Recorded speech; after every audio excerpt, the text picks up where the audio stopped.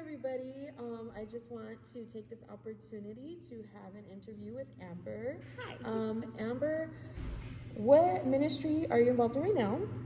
I'm involved in two. So I'm in the nursery, and then we do the financial piece, our ministry, the financial side of things right now. Okay, and so for me, that would be financial self-care. So I thought she would be a great guest to have, somebody different than just me you're looking at. And so we've prepared some questions so that way she can help you to possibly have some tips and tricks on budgeting. Yeah, hopefully. Okay. So I know that I gave you a scripture in Proverbs 31, and it talked about the woman and how she takes account of her finances and she knows how to handle them, deposit them. Kind of sounds like she's a businesswoman, right? Yeah. So I think that really reflects who you are and who you are in your marriage and how you're helping your husband this way. You guys are a team, and this is just one of the ways that you can help him, right? So, what are some things that maybe we can give our listeners? How much has cooking at home really saved you money? Oh, a lot. I can't give a full number, but I know a lot. So my husband and I, we started doing a debt-free journey about 2 years ago. So we completely cut out going out to eat because we were spending way too much money for a family of 5.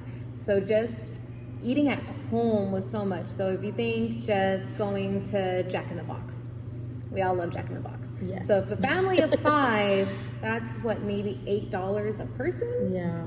Times 5 people, so that's $40. And more if you have boys. Yes. And you have 2 boys. Yes. So they're very hungry. A teen and a preteen. Yes. So think modestly $40 Wow. for a meal.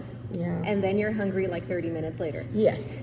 And so if you're doing that 5 times a week, Right. just for dinner, so now that's 40 times 5, that's $200 a week you're spending on fast food. Yes, and that can be very challenging on your pocketbook. So. And then you're still buying groceries thinking you're going to cook. Right.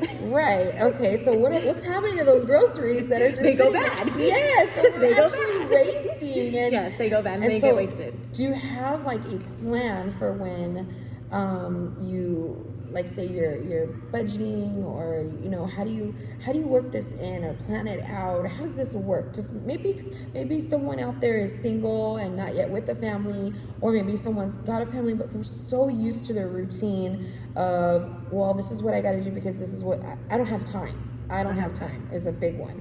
So how would you encourage somebody to make this time? How can we make this time happen?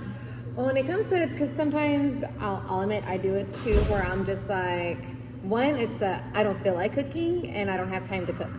So it's kind of at the beginning of the week, I'll make my list of what I want to eat that week.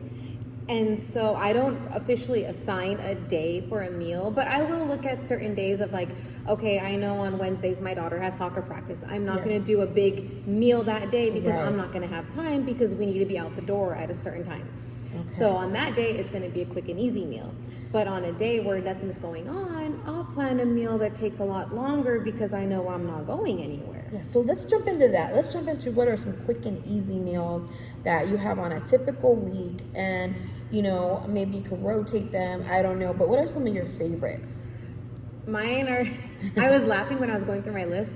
I have a lot of beans and rice in my list. Beans and rice are always in my house. Beans and rice and Jesus Christ. Ain't nothing wrong with that. So something that is sometimes that I always rotate through is I'll have papas con chorizo and then rice and beans. So that's quick and easy. You're making me hungry already. Because one, it's budget friendly. You could buy a big bag of beans for $1 something. You could buy a big bag of rice for like $1 something. So that means like cooking them overnight, or? Oh, I have learned to do the frijoles de Instapot. Okay. So I don't always do frijoles de olla and leave them sitting there 8 hours. I will do frijoles de Instapot and they are done in 45 minutes. Yes. Okay. So that's a really big tip because if you don't have an Instapot, I know that you can use a crock pot, and you just have to pre-plan that, and you have to put that into the crock pot maybe in the night before. Or you can soak the beans. If you soak the beans overnight, you can cook them in about an hour and a half, 2 hours. Ooh, nice. But it's when you wake up, you can't we all know this. You can't say I want beans at 4 p.m. and think you're going to make beans. That'll be beans for tomorrow. Yes. But so with the papas con chorizo, it just you buy your thing of chorizo. Yes. Which is the most kind of expensive thing, and that's like $1 or something. Awesome. And then potatoes are also a staple in my household. Yes. I always have potatoes. So you cook your potatoes, your chorizo, have your rice, your beans. And can I just add, those sound like, I mean, It's staples, filling. but they're also healthy. Yes. Beans are healthy. They're legumes, I guess you could call them.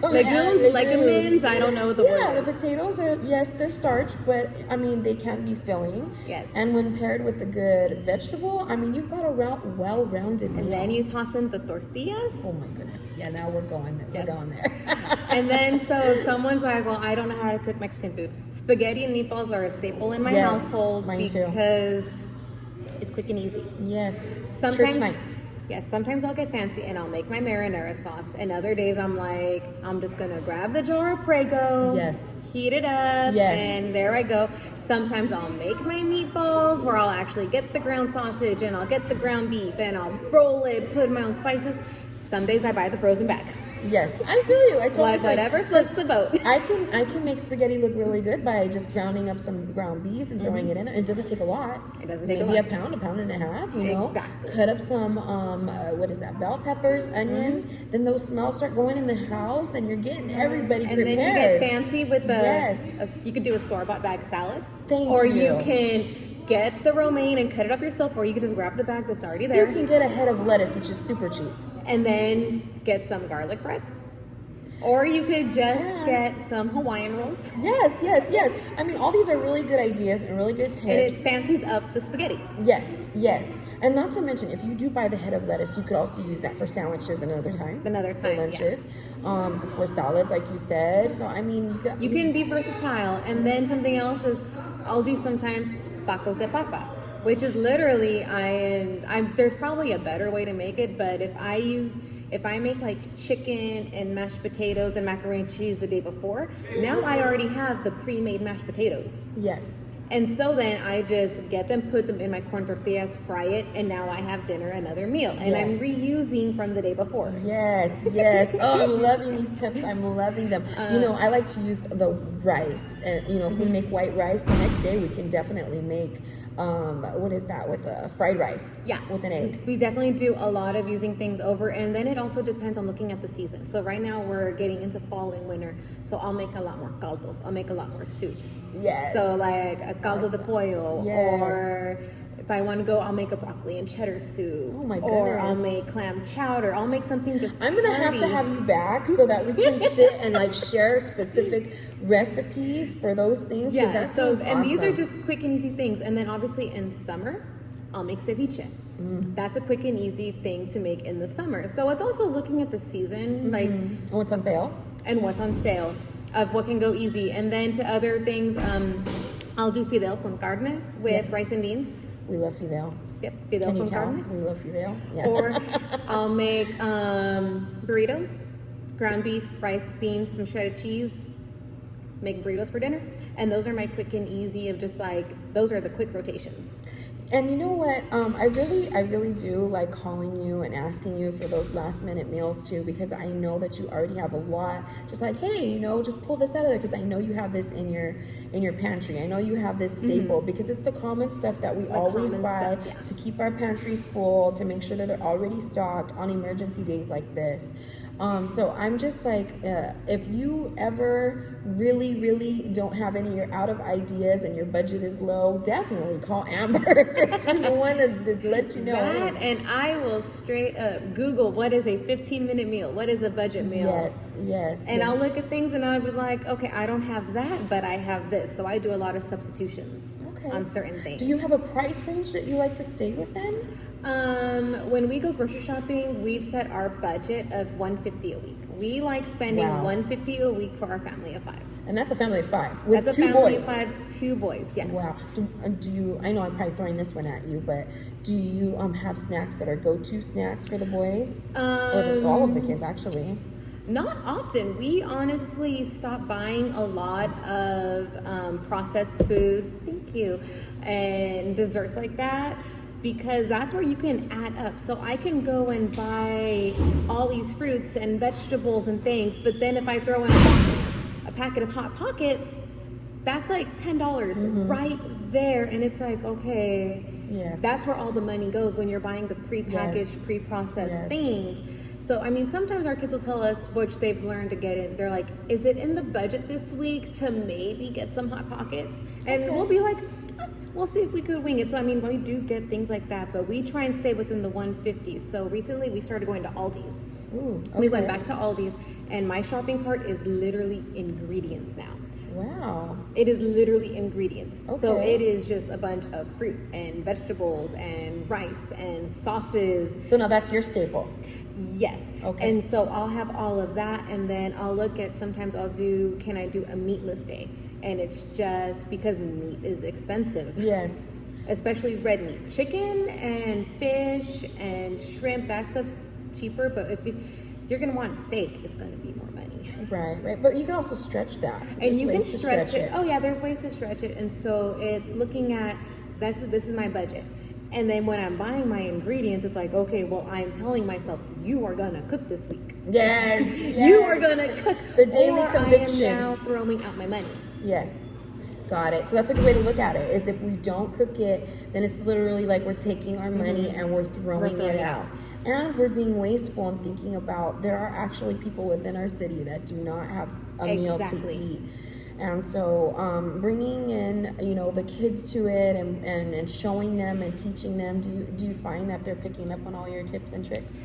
I find I am, and I just think of it when I was growing up, my mom would always say, like, oh, I'm going to make a surprise. She would always be like, I'm making surprises.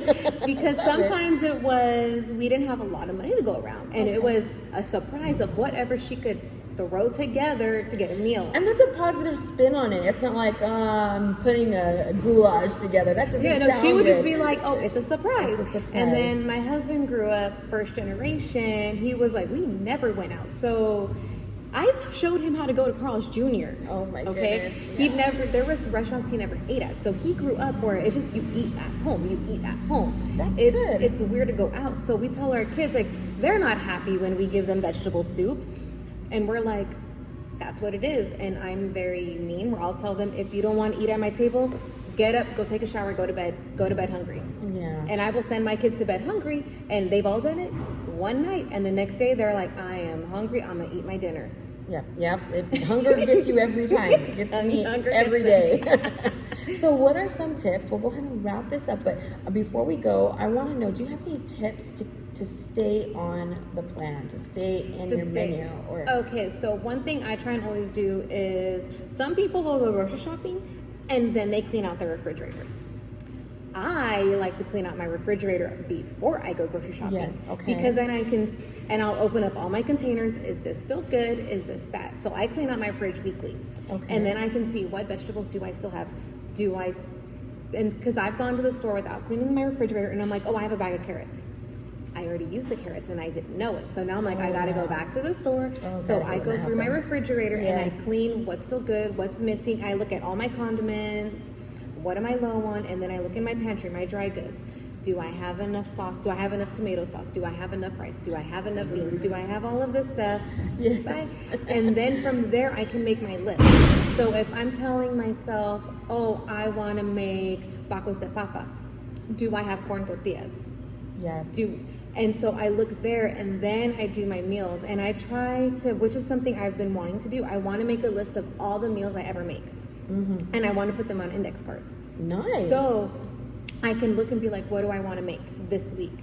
And I don't want to have the same rotation. Right. Because then you get tired of it. If every Monday is spaghetti, you're going to hate spaghetti. Yes, you're going to hate Mondays even more.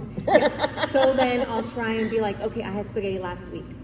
That's not in the rotation this week. Right. But I always have a pasta. Every week I have a pasta. Whether it's lasagna or it's spaghetti or it's fettuccine, I have some type of pasta every week. We've been keeping our papers as we're going through the weeks, but I really like the index card idea. Because then you can see, like, oh, we already had this. Yes. Okay, that's great. Any other tips for us? To stay on the menu, or? To stay on the menu is pretty much, if you know you want to make, say, some fried chicken.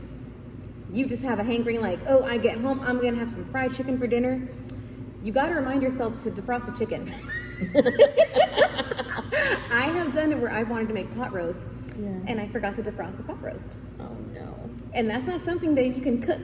Yes. So you got to make sure you make a habit of whatever you want to make that day. If it needs to be defrosted, that you either defrost it the night before or you take it out. Yes. Before you go to work. Okay. Because no one wants to come home and see that everything's still frozen. Yes, yes. Because then you're like, oh, well, everything's frozen. Let's go out to eat. Yes, the age-old Let's dilemma. go out to eat. And then you're spending money when you have all the stuff to make a meal inside your freezer. And it's probably tasting better too. Yeah. Tasting better. So, okay. Well, thank you so much for joining us. We're gonna have to do this again because I think it was really fun. It was fun. And I can talk forever. Yeah, well, and both of us can. So we can. So we just want to say thank you for joining us, and we hope you have a really great day. Cheers to Jesus, and we hope to see you again soon. Bye-bye. Bye.